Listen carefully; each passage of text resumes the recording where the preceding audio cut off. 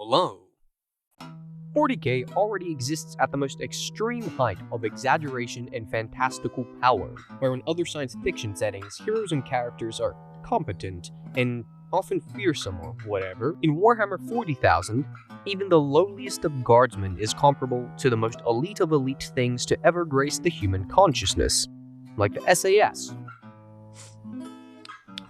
In a lot of videos where a setting is compared against 40k, 90% of the time, 40k wins beyond the shadow of a doubt. But even in 40k, there is something that absolutely ravages even the most powerful of Warhammer adversaries.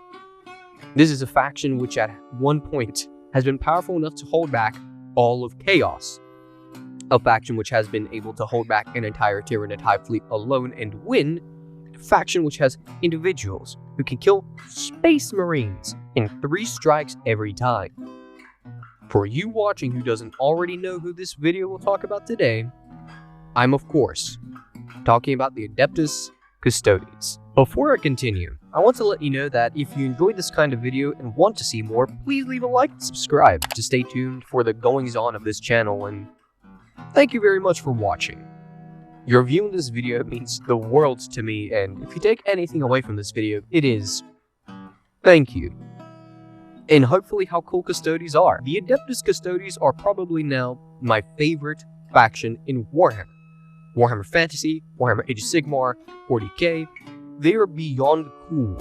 And for small, wow, a bit of a radioactive due to enough political discourse, which I would rather not deal with, but do have opinions on myself, I will discuss this after the lore section, but just before the rules section, if you want to skip it, which is totally fucking understandable. Just to disclaim to you, dear viewer, my opinions and political views are not reflective of the community, nor is the community's opinions and views reflective of mine. Please do not crucify me in the comments below, and I say what I say from a place of passion and love for currently my absolute favorite thing in the whole wide world. If you agree with what I say, that's great. If you don't, that's also great. I hopefully want to make this a place of nerdy geekiness, sort of safe haven for us Warhammer fans about something you and I both have an interest in. So, watch at your discretion and make your own opinion. Thank you. The Custodes are the oldest Imperial faction by far. Their origins are very confusing and murky due to the absolute secrecy that almost everything about the Custodes is regarded in. But one thing is for sure, before there was the Imperium, before there was the Ecclesiarchy, before Space Marines, before Holy Terra, before all of 40k or 30k, there was the Emperor of Mankind and his Adeptus Custodes. They're his bodyguard, and are the most treasured thing of the Emperor of Mankind, unlike the Primarchs, which the Emperor sees only as tools.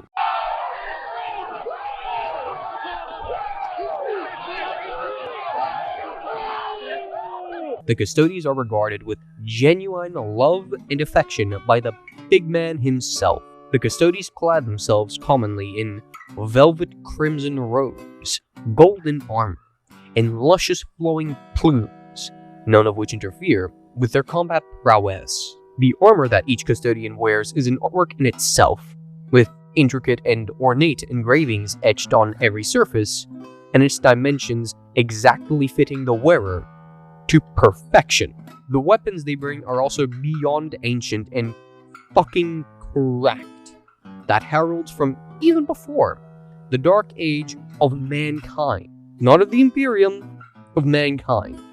Guardian spears, sentinel blades, castellan axes, and interceptor lances, just to name a few, are some of the oldest and most devastating weapons created by human hands. This is the caliber of warrior that is an Adeptus Custodes. God damn it, they're so fucking cool. I know I've said Night Lords are my favorite faction on this channel. They hold a special place in my heart, but opinions are allowed to change, and I'm still crying about the death of Ra Endymion, my beloved, which is to say, I now have to admit that the title of #1 faction for me has got to go to the Golden Boys because I read their lore more recently than I read Night Lord's lore, so yeah, just wait till I read the Night Lord's Omnibus. My opinion's gonna flip-flop like a pancake. This is just a bunch of semantics though, and not actual lore. So it's about time I shut the fuck up about how cool they are and start spitting facts. The Custodes were first deployed at the beginning of the Unification Wars of Terra, where they fought closely with the Emperor of Mankind himself and the Thunder Warriors. The introduction of the Custodes to the bare-chested Mad Max techno-barbarian, needless to say, was an introduction of similar caliber to Coughing Baby vs. Hydrogen Bomb.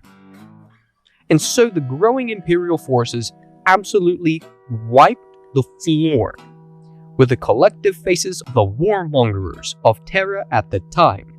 To lead the Custodes, the first ever Captain General of the 10,000 was a man named Constantin Valdor, who was just an absolute fucking Chad.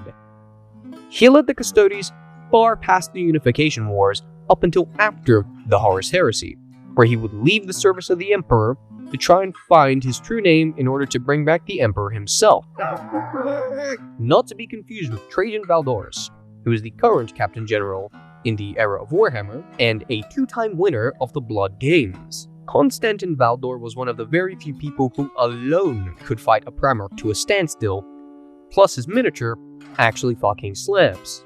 Though this isn't to say that the Custodes are better or worse than their leaders, as the way that Captain Generals are instated is through a vote held by Council of Custodians, about 10 of them, and each shield host is also led by a shield captain, in which one of these people will hold Captain General and one of these people will hold shield captain of the shield host. Each shield captain leads a cadre of various size though, which is one of the countless ways that Custodes organize themselves. Shield companies and the fucking sub-factions within sub-factions of the Custodes are less akin to Space Marine chapters and more similar to guards and regiments, fluctuating wildly in all manners of warfare, appearance, and operating completely in different manners, places, from even like size of squads. They are wildly different from one another, but work together for the common goal of the protection of the Emperor, and now, by the order of Guilliman,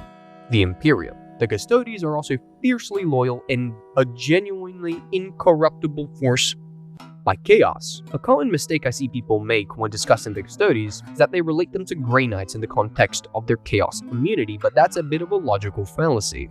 A Grey Knight is immune to chaos because they actively ward off chaos with prayers, runes, purity seals, and all other manners of rituals and purification. But it is still a challenge for them. For all their incorruptibility, they are still genuinely faced with the temptation of chaos, but through their training and pools are consistently able to tell chaos to go get fucked. This is different to the Custodes, since a Grey Knight needs to actively wave away chaos. A Custodes genetically cannot fall to chaos. It's like resistances and immunities in D&D. Grey Knights have chaos resistance, whereas Custodes have chaos immunity, which is a good segue to talk about why Custodes stand leagues above Marines and mortal men. A lot about their creation is a mystery, but what we know does explain a lot about their habits, nature, attitude, and why they are how they are. Whereas a Space Marine from early adolescence is trained, indoctrinated, and then later both surgically and genetically enhanced, a Custodes is taken from infancy to already be genetically gifted with a sheer potential of godhood. Something to note is that the physiology of a Custodes, although far more powerful than you or I, is almost the same as yours or mine. Custodes do not have a second heart, or third lung, or any other additional organs. They simply have better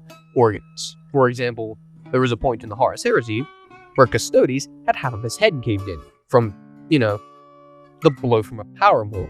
Even a Space Marine would have died to this. However, the Custodes simply shrugged off half of his head being missing and kept on killing. The Custodes operate at a different plane of existence, with a level of confidence in their ability that no single decision of theirs is impaired by the doubt of certain victory. They are genuinely godlike in contrast to the average person, with a towering figure at 9 feet tall and weapons that crackle, echoing certain doom for any enemy of the Imperium. The Custodes differ once again from Marines in their fighting doctrines, utilizing different stances of their martial katas to win their battles as opposed to military tactics. Certain Custodes prefer more aggressive stances, whereas other individuals like the more ranged stances. And according to these stances, they may join something like the Shadow Keepers, or Solar Watch, Shield Host, so on and so forth. Hopefully this gives you an idea of just how busted a custodian is. So let's talk about the thing. For a long time, it was at least general knowledge that there were no women in the Adeptus Custodes. This was for a whole wide range of reasons, which all don't matter now, because there have always been female Custodes since the first of the 10,000 were created. Now to rip off the band-aid nice and quick, I agree with the opinion that there should not be female Custodes. I think it makes no sense to try and make a setting that is explicitly regressive and, for lack of better terms, ultra-based, more politically correct or woke. Since the theme of Warhammer is societal degeneration at its worst, it's a satire, but I believe the idea of female Custodes not exactly the best one. And not because I hate women. I love women. But because it just doesn't make sense. Let's break down the statement. What I mean to say is, whether a custodian is female or male literally makes not a single fucking difference to anyone ever. Custodians are not paragons of ideals. They do not mean anything. They are not the angels of death. They are not the Emperor's finest, like Marines. They simply are the best. However, the way that the Custodes perceive themselves is not like how we do. The Custodes are so far beyond human that the difference between male and female is purely aesthetic. Let's break this statement down once again. The genetic difference between a male custodian or a male and a female custodian is close to fuck all, because they are both genetically modified to be Custodes. Not male, not female, and certainly not human. Which is to say, technically I am being a bit of a hypocrite, because my statement is that they're the same. Since they look the same, you wouldn't be able to tell if they're female or male, so technically yes, they could exist. But semantics aside, think about it. Children taken from 0 to 3 years of age have their genetic code entirely replaced with exacting instructions on how to make the most lethal being known to man. It would not matter whether or not the bebe was a little boy or a little girl. By the end of the creation of a Custodes, a man or woman custodian would look exactly the same because their bodies, before the process of ascension, would not have developed any distinct male or female traits, like tits or balls. So all of them would be these ape-faced, gargantuan, swollen, glistening silverback gorillas in golden armor with mega spears. Make sense? I hate to break your idea of what a female custodian would look like. The art of the perfectly tanned supermodel with super skimpy golden armor, tight leather boots, luscious flowing locks. I am but a mortal man, susceptible to the wanton wills of dummy-thick baddies. But no. Unfortunately, this is not what a female Custodes would look like. But if that is more your style, might I suggest Sisters of Silence? That out of the way. There's one thing left for you and I to discuss. The rules. The Codex Adeptus Custodes nicely subdivides the entire range into 3 categories: pure Custodes, pure Sisters, and a mix of both.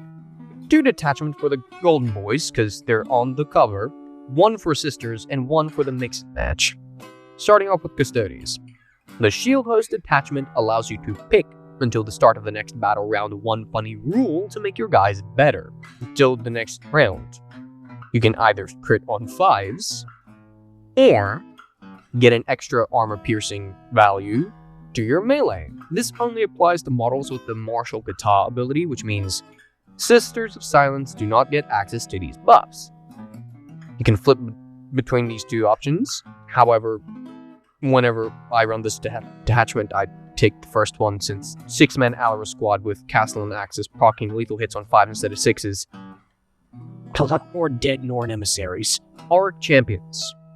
This detachment, though weird, is a far more Hero Hammer type detachment, allowing Custodes characters to just add 1 to the wound roll against a specific enemy unit. It's like Oats a Moment, except no rerolling. I already hit on 2s. I cast Die. This is a fantastic detachment if you're bringing a list that looks like Trajan, Valerian, the Blade Champion, and Pure Shield Captains. Pretty fun. It means your special guys hit that much harder and makes your Custodes really feel like something special, but it does leave the rest of your army a bit left out. Now we got the Null Maiden Vigil detachment, because it's a detachment, which is a totally Girl Boss Sisters Only detachment, allowing your prosecutors to be taken as a battle line unit, which is very nice. The detachment rule is pretty much if you're a psyker or you're within 12 inches and not at full strength, then Battle Shock with a -1 penalty if you're at half strength in the Battle Shock step. Pretty nice since you can counter your enemy's use of stratagems with just endless Battle Shock, especially if you bring Witch Seekers.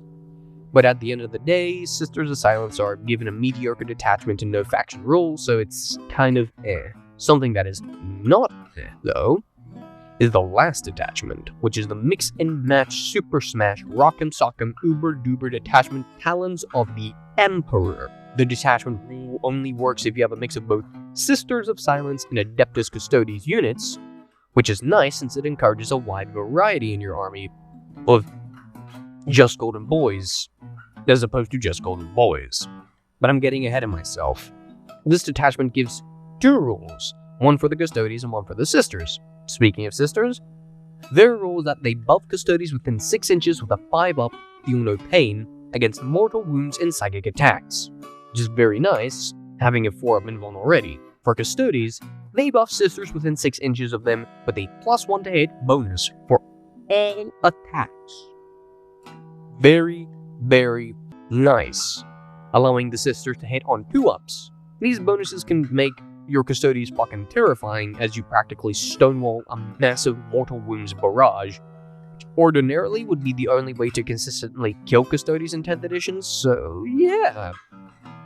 Pretty nice.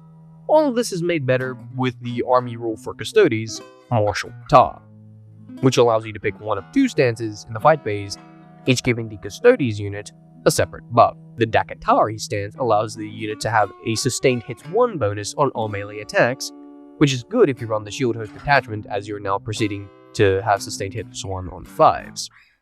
The Rendak stance, however, allows you to have lethal hits on all melee weapons, very nice for the Shield Host attachment, because you proc that on 5s as well.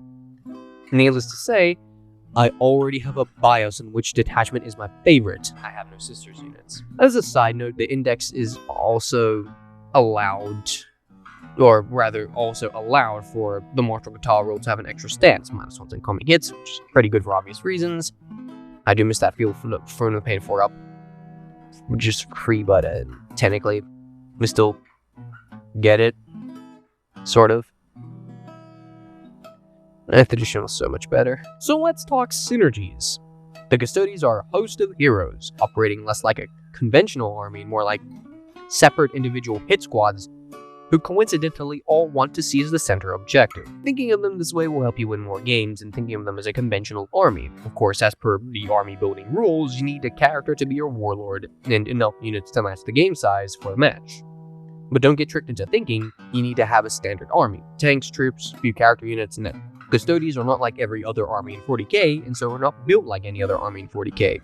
Each and every Custodes unit has the potential to be lethal on every front. Anti-infantry, anti-elite, anti-tank, doesn't matter. Every single unit is capable of all 3, but you can only pick 1. And if you put the Storm Shields on them, they're pretty good objective sitters, because any infantry that comes your way is just gone. Sounds a bit weird, right? How can a unit be anti-everything and anti-one thing at the same time? Well, let's look at some basic Custodian Guard, for example. Custodian Guard can either be equipped with Guardian Spears or the aforementioned Sentinel Blade Storm Shield. One man can be equipped with a Vexilla, and they can all reroll wounds of 1, or all failed wound rolls if they're on an objective. This template allows for this unit to either specialize into anti-infantry or anti-elite/vehicle. If you equip the unit with Guardian Spears and select Rendak stance, lethal hits, a 5-man unit can be dealing 25 attacks sitting on 2-ups with lethal hits, rerolling the failed wound rolls or wound rolls of 1 at AP2 do damage. Added the 25 hits with an 83% chance of success here, you can expect some 21 attacks on average with 4 or 5 that automatically wound. Now, You're looking at 5 ups to wound against all tanks, which means out of the 16 attacks that you have hit and 5 that already go through, there are 5 more that would wound, and with the reroll 1s, you can expect some 4 more to be added to that pool. Normally, this would be pretty bad. Only 15 saves against a tank with a 3-up or 2-up armor save would probably only take 4 or 5 damage, but these attacks are at AP 2 and do 2 damage each. Which means, on average, that tank will be saving on 4s and 5s, which means on average, you'll be doing some 14 to 20 damage to it, which is a very healthy amount of damage to do to a tank. Then in the next phase, that same unit can be looking at those 25 attacks hitting on 2s that almost all hit you to sustained hits 1, and then proceed to tear through some Chaos Space Marine Legionnaires, wounding on 3s with a reroll 1 by default at AP 2, and every failed save is a kill. Final average output should be some 14 attacks at 2 damage each. More than enough to kill a Legionnaire squad in one turn. You starting to understand what I mean? Each Adeptus Custodes lineup is relatively small, but each unit packs some severe fucking punch with enough force to cook a whole ass turkey. Though some highlight units that you should bring are Allarus Custodians, Virtus Praetors, and a Blade Champion. The Allarus Custodians are formidable, being toughness 7, 2-up save, 4-up and vulnerable, 4 wounds apiece. They are lethal with the Castellan axes, especially considering they flat out reroll wound rolls against monster, vehicle, and character units. They also have a nifty ability to once per game return to strategic preserves, which means they're also crazy mobile and can reposition themselves wherever the fuck they want late game, to undoubtedly crunch any leftover tanks by turn 4 or 5. The ballistic grenade launchers on their wrists are also very nice at thinning chaff, as D6 blast bolt rifles with 18 inches of range hitting on 2s are really nice for shredding through any lightly armored infantry. Overall, they're a fantastic unit that can absolutely punish any overly eager chungoids with a severe healthy serving of. Following them, the Virtus Praetors are also quite nasty. Toughness 6, 2-up save, 4-up and vulnerable, 4 wounds, but a much smaller squad, 2 to 3 dudes only. However, in a turn, they really shine because of how fast they can go. They move 12 inches and automatically advance 6, which though may mean no charging and shooting, doesn't mean they can't do damage. As a matter of fact, it would probably be better for you to advance over any units between the Virtus Praetors and any specific enemy elite, as if you do so, Quicksilver Execution can proc, which means you roll a dice for each model in the Virtus Praetor unit, and for each 2-up, you deal 2 wounds. Fuck yes! Additionally, the Interceptor Lance is something to be feared. 5 attacks hitting on 2-up, strength 7, lance, AP 2, 2 damage. Enemy elites ain't making it, chief. I'm sorry. Even if you are a toughness 5 big boy, on the charge, these dudes are wounding you on 2 straight up. The sustained hits can be 28 damage against an enemy unit on that. I don't care if you're a brick of Terminators. 7 dead guys there and then. Like that. Lastly though, another really good unit to bring, especially paired with a brick of Wardens, is the Blade Champion. Oh my god, the Blade Champion. All of his profiles are just cracked. All of his rules pretty much means you can be looking at realigning your unit of Wardens plus a Blade Champion 12 inches up the board and charging either turn 1, 2. What else is there to say? If there's a specific unit you see in your enemy's army you don't like to see, damage brick. That's it. And that's Adeptus Custodes. I know I've glossed over a lot, but hopefully this should cover the Custodes in enough detail so that you understand the tabletop Custodes and in-lore Custodes wildly different. If you enjoy this video, feel free to give it a like and subscribe if you want to see more, and thank you very much for watching. God fucking yeah! Rocky Road McDonald's!